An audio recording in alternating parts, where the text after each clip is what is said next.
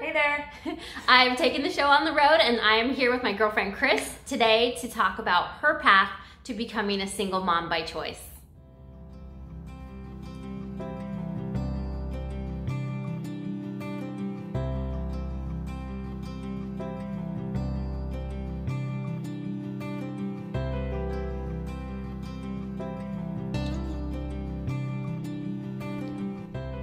Hi there!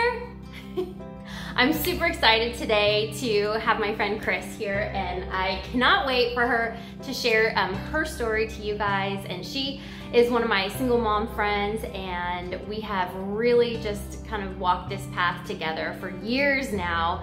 And she has a different story than I do, and I just can't wait for her to share part of her story for you guys today. Yay! Thank you for I'm so excited. Yes. So tell us a little bit about your story. How did you arrive at the kind of choice mom junction? How did that become a thing in your life? Well, gosh, that's a good question. It's a big question. Basically, I always wanted to have kids, and I always thought that I would have kids like in a more conventional way. And as I kind of eked my way through my 30s, I kept waiting for some button to click on of like, okay, you know you've wanted to have kids, but now's the right time.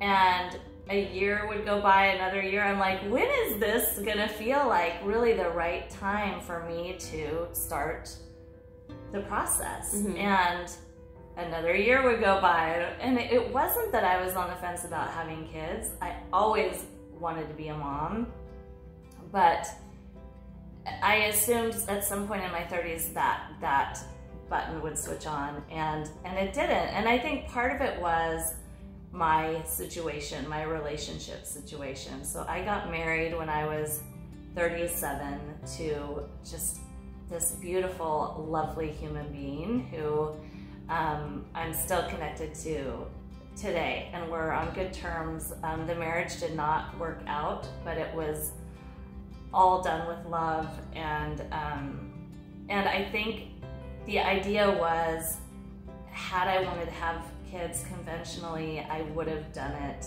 during that time period. But I wasn't willing, because the marriage was somewhat uncertain. I didn't want to bring a child into a marriage that I thought, oh gosh, I just didn't want to bring my child into a potentially divorced situation. And not that there's anything wrong with that, but for me, knowing what I knew, it just didn't feel right. So I would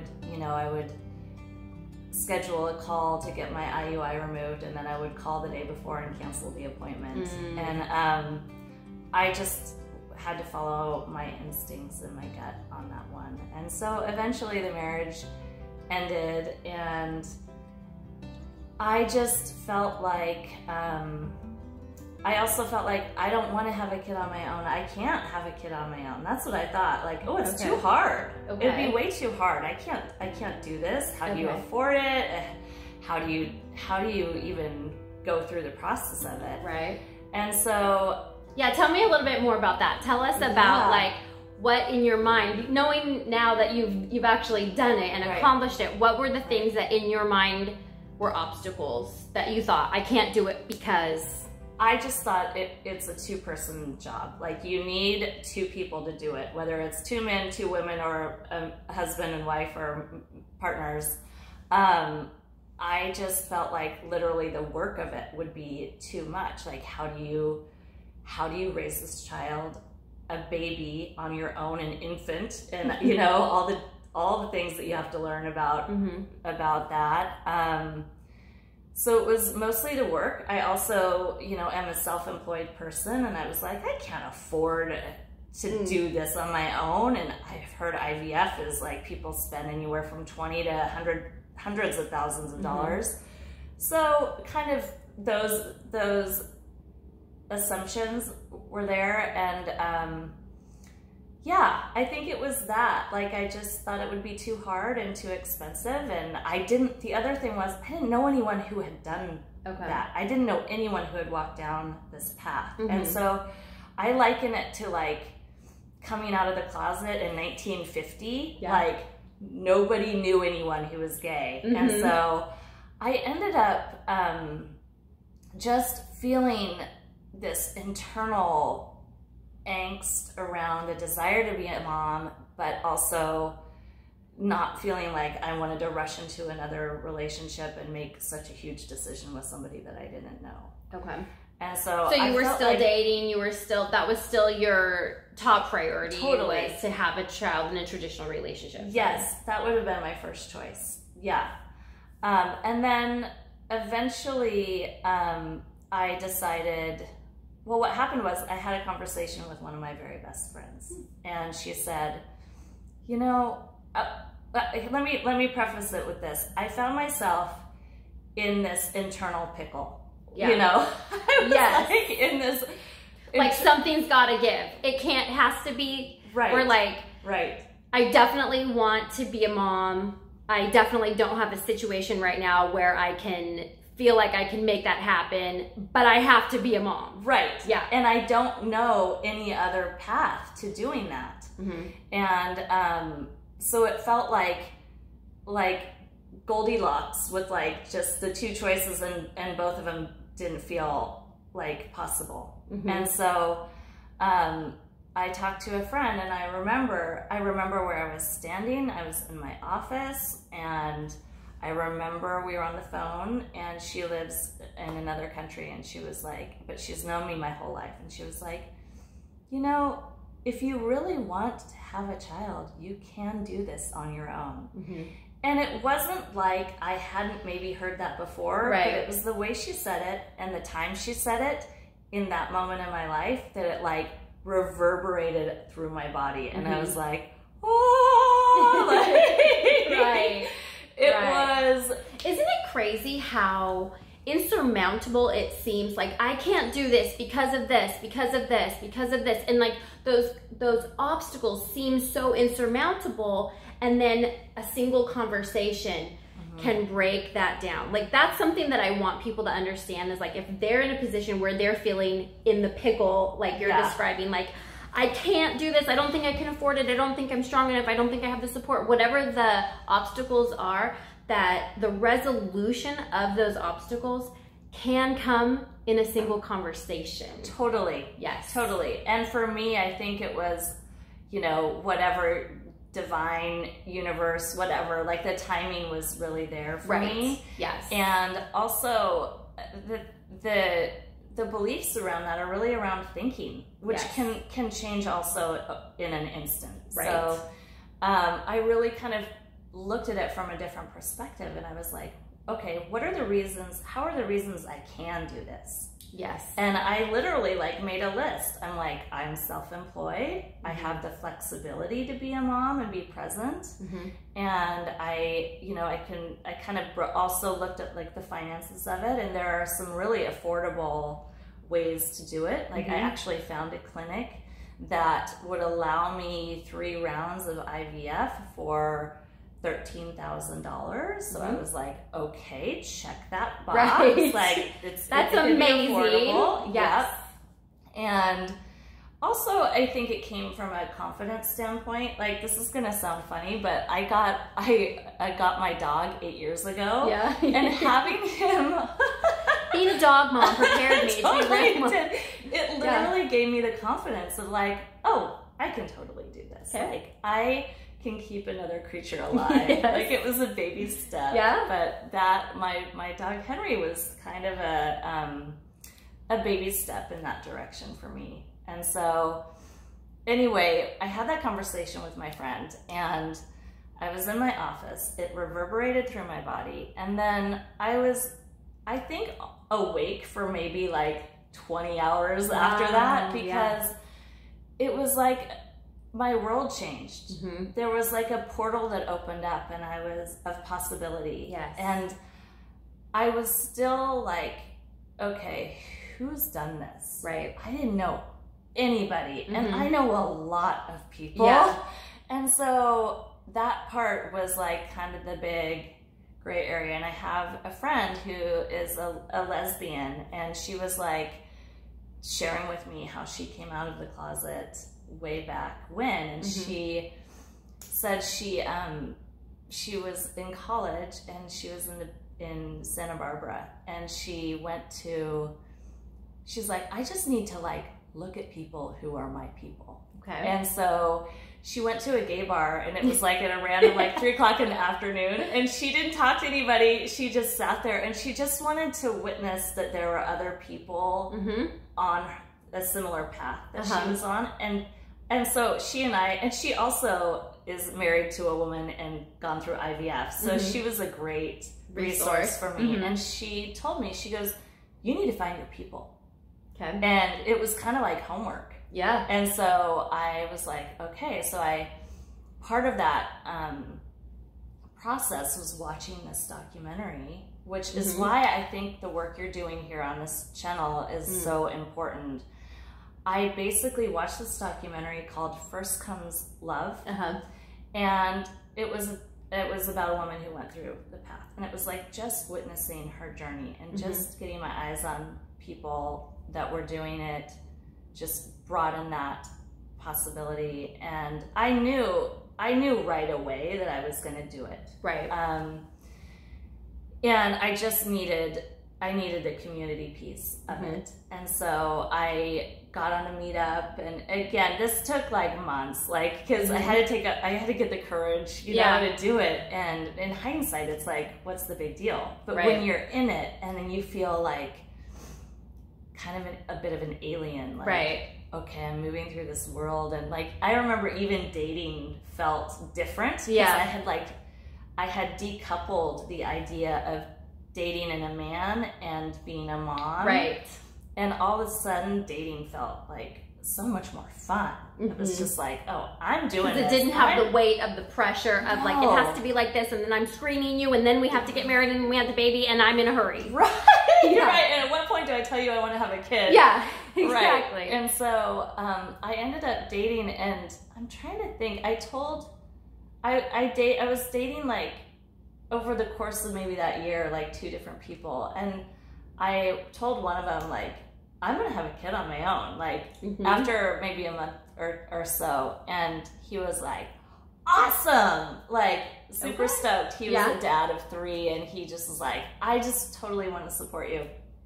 Anyway, that relationship did not last. Great guy. Yeah. But, and then I dated another guy a little while later, and I was like, I'm going to have a kid on my own. Like, I don't know, after a little while. And he was like, it was as if I had told him that I had terminal cancer. I'll never forget it. I was like, I'm gonna live. Yeah, don't worry, it's gonna be okay. I'm gonna live.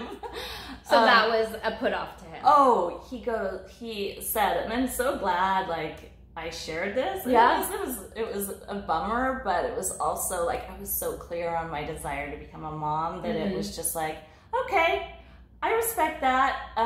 Moving on. Yeah. But he basically was like, he's like, I not only don't like kids, he's like, I don't even like to be in the room when kids are around. Oh. And I was like, okay. Okay, bye. Totally.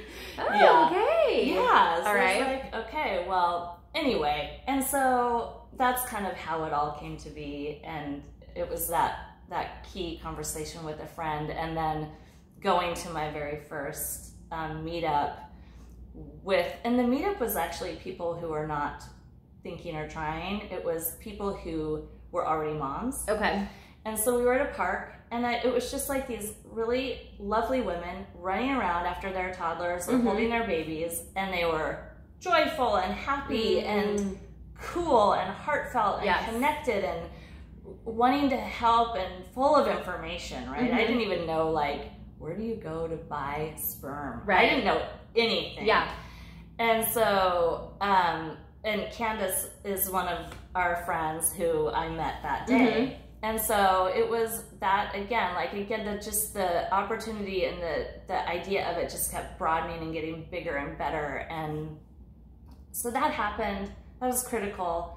And then a few months later, I met you, and that beautiful day where a bunch of us all met together. Yeah, I talked about it in a different video, the bakery, and just meeting so many other women who were in the thinking, trying phase, as opposed to women who had already had kids. Yes. These were more, and that was just happenstance. That was so pivotal. Yes. Yeah, it was just a fluke. It was a random meetup, and there were like 8 or 10 women there that were cool, professional, like beautiful inside and out, and just like driven and fun and soulful, and like it was just an incredible day. And so it was that day that we decided to start our Facebook group.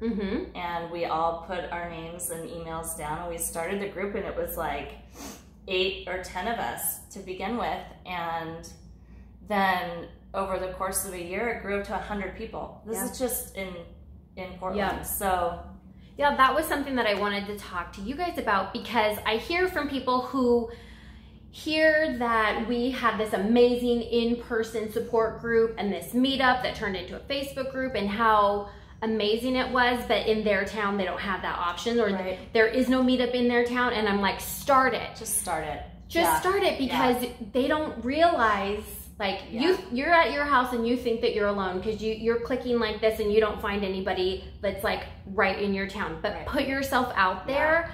Just throw it out there, especially like COVID's going on. Do something virtual. You know, do a Zoom chapter of meetup or whatever in your area, because if you put that out there, I mean, we put that out there just with a few people, and it blew up. It blew up.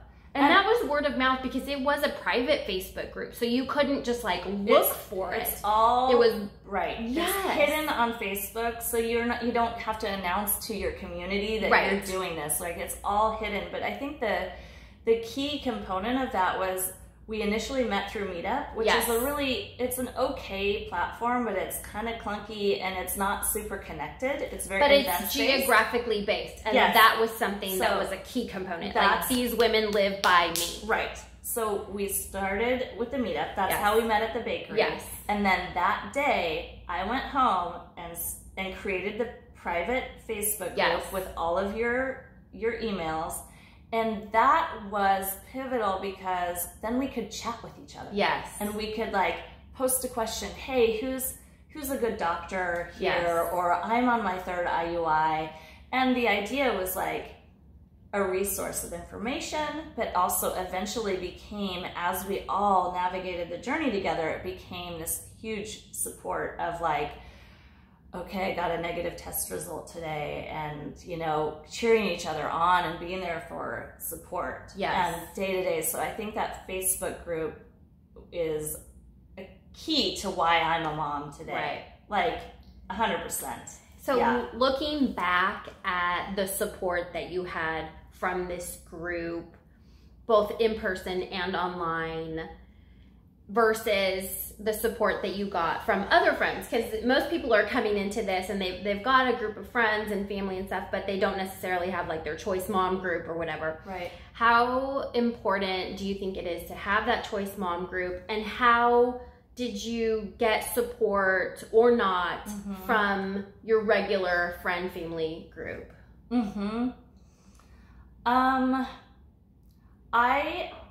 I told my parents that I was going to be doing this, and they,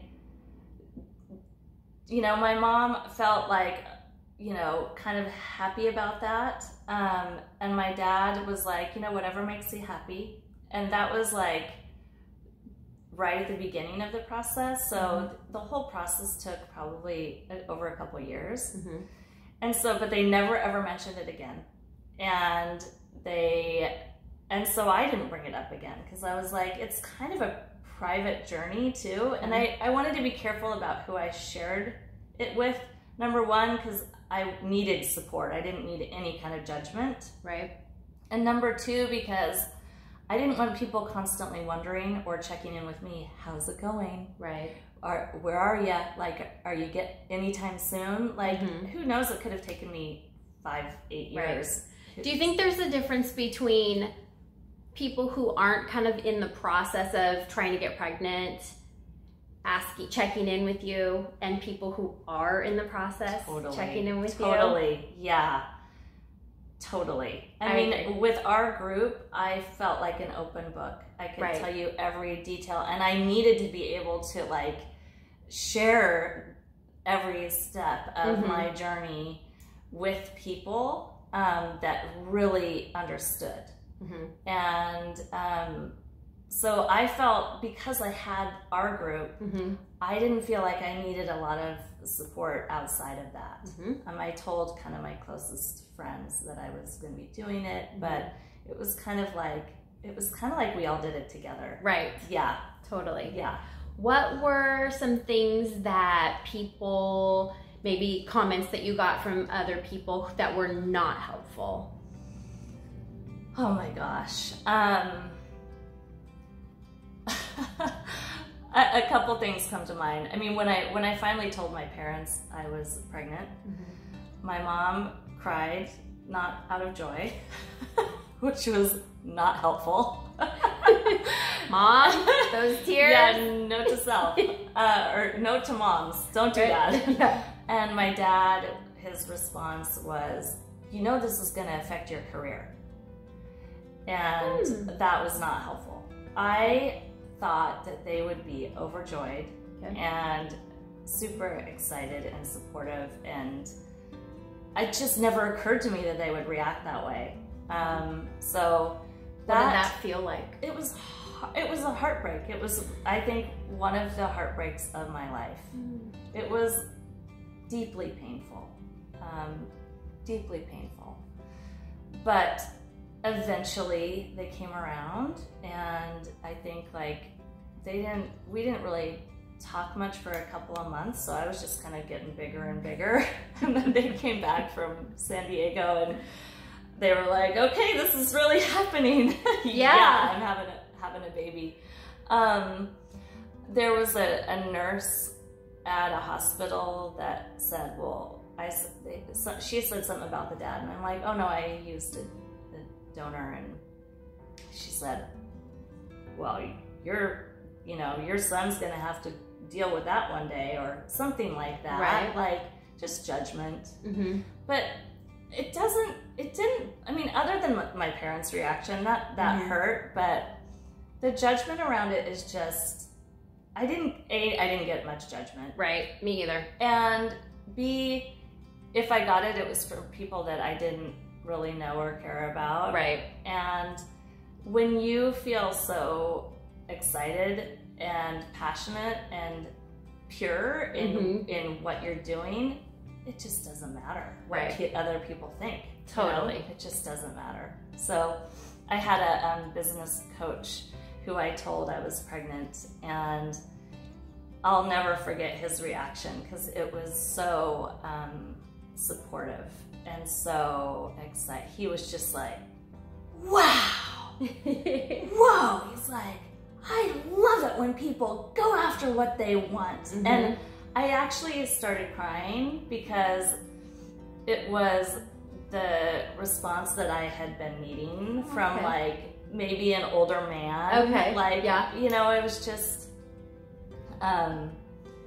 it really allowed me to experience like that level of like support and excitement from like kind of an uncle figure, I would say. Yeah. So that was cool. What kind of maybe like stereotypes, or like what did you have in your mind about like what being a choice mom, a single mom by choice would be like, versus that you now know is like, oh my gosh, I was totally wrong about that. Like, did you expect more judgment than you got? Did you expect more support than you got? Did you, that work that you thought, you know, that list of things that you thought were preventative, you know, like that amount of work, like now that you're doing the work and you're living that life, like maybe talk to that, like kind of like the expectation versus the reality. Yeah. Okay. So there's a bit in the movie Forrest Gump where Jenny, This is my very good you know, she reconnects with Forrest, and she has this little boy.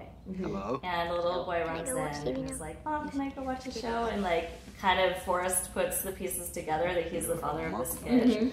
For whatever reason, that scene in that movie, all those years ago, clicked in my head. And it was like this idea of like this woman having this kid, and they have this beautiful life together as kind of a bit of a, I don't know, just a family, right? A small family.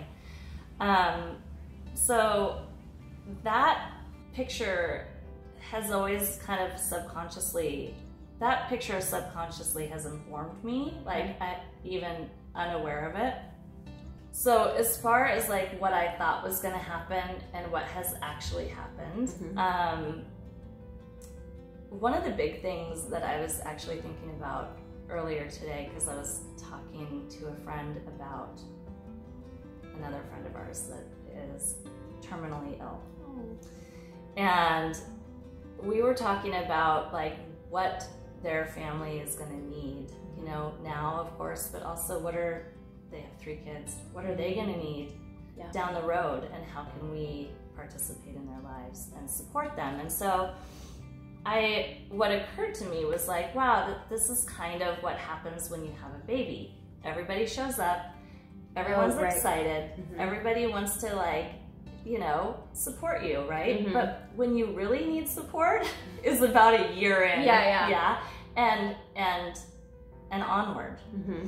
So, I mean, the baby part, the infant part is the challenge, and you do need that support. But I have found that, like, I'm finding now that my son is 2.5, that, like, I really would love, like, people to kind of continue to, like, show up in that way, or, like, and part of it is just asking for that help, right? And I can't, no one's reading my mind. Right. So it's on me, right, to ask for that help, and I totally know that, but I just kind of, I made that connection with like death, and people don't need a casserole that day, they need it in 3 months. Right. And single moms, yes, they need help at the beginning, but they also really need help year 1 and year 2, even if it's just, hey, can I stop by and take your kid to the park for 30 minutes? Like, just that. Like, and I have friends that do show up in that way. Yes, and I think that's something within our group of single moms by choice, like now that we pretty much all have kids, it has become harder.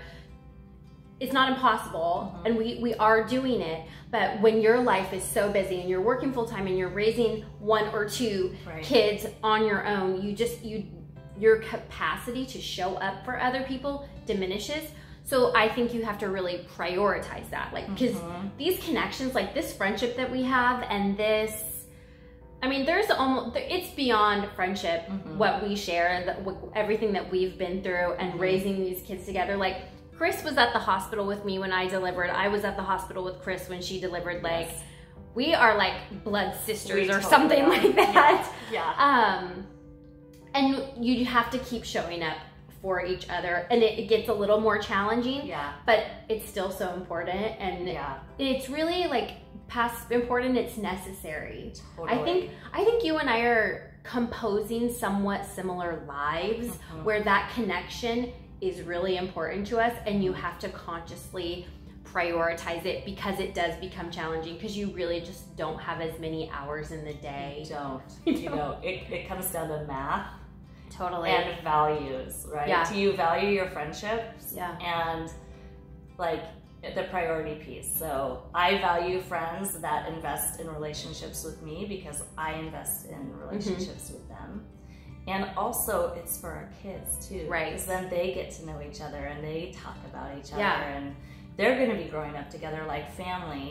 Too. And I love the fact that both of my girls will always have friends that are donor conceived, so that's not going to be something that is super unique to them. They're like, it's just kind of normal in our circle, and I love that. It's funny, I didn't even really think about that until you just mentioned it, but that's so true. So true. yeah,